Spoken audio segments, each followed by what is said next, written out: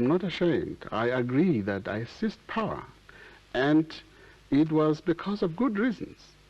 I couldn't let my country go into chaos. I wouldn't betray my people. What's the position of the king now? Technically, he is now abdicated, voluntarily abdicated.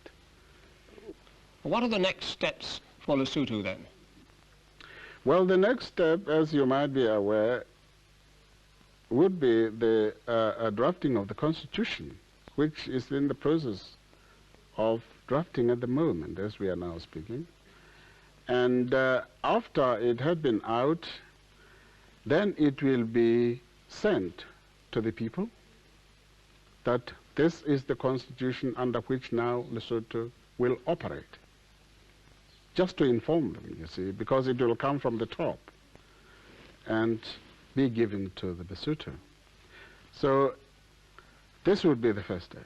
Will you have a referendum on the constitution? Oh, no, no, not at all. Not at all.